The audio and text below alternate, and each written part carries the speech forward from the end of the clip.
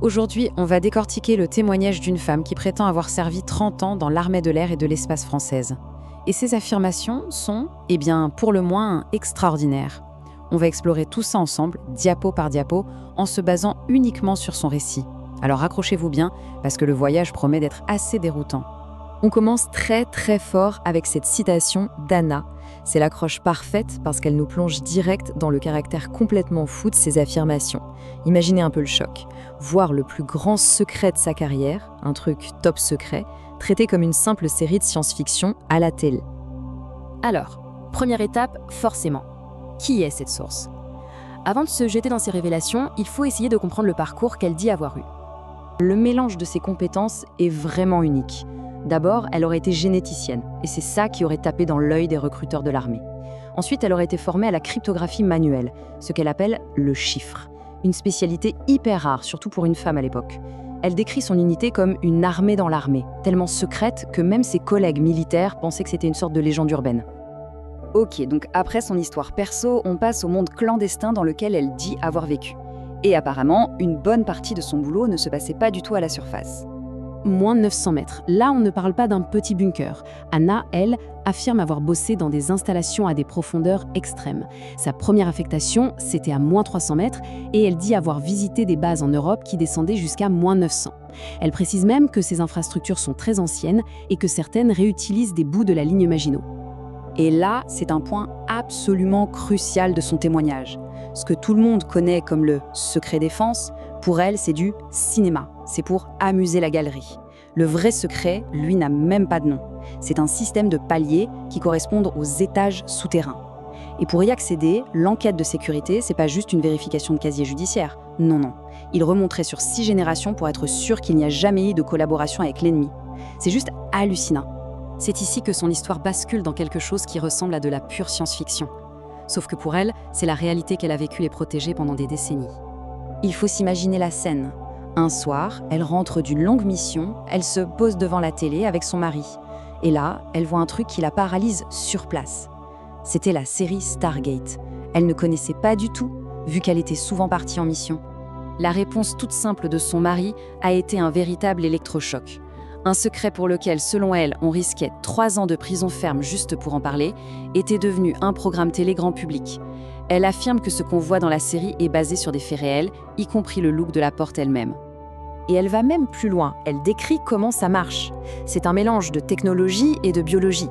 Chaque porte a sa propre adresse, comme en numéro de téléphone. Les symboles dessus, qui ressemblent à des constellations dans la série, sont en fait une sorte de police de caractère unique à chaque porte. Mais le plus fou, c'est l'histoire de la résonance ADN.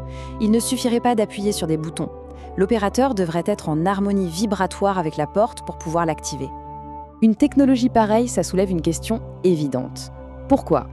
Eh bien, selon Anna, tout ça s'inscrit dans un conflit beaucoup plus grand qui tourne autour de la génétique humaine.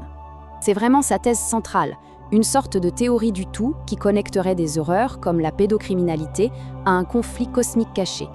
Pour elle, des entités venues d'ailleurs se seraient mélangées à notre ADN il y a des millénaires et la bataille pour le contrôle de ce code génétique serait la vraie cause de beaucoup de nos problèmes.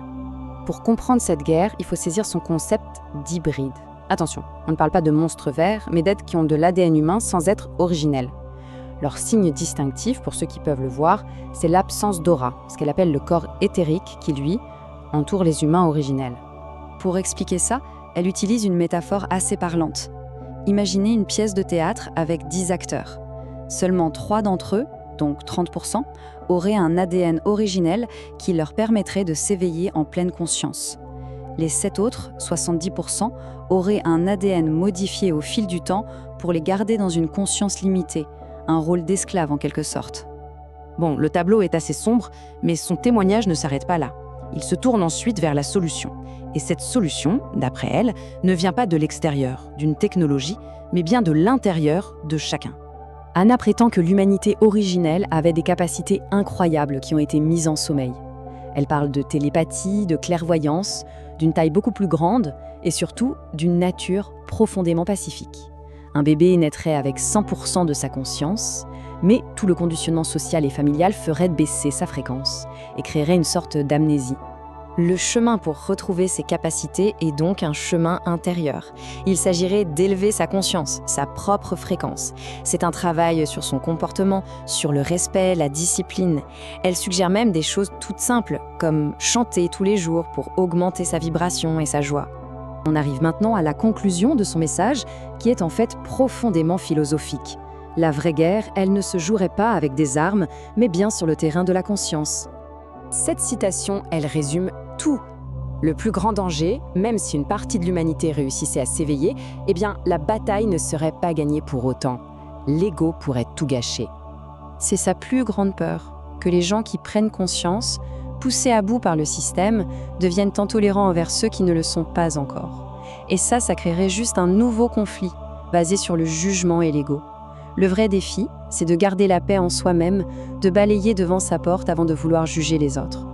Et on va se quitter sur cette question. Qu'on y croit ou pas, le témoignage d'Anna nous ramène finalement à une idée assez fondamentale. Le changement à l'extérieur commence par une transformation à l'intérieur. Le véritable conflit, la véritable libération, se joue peut-être bien sur le champ de bataille de notre propre conscience.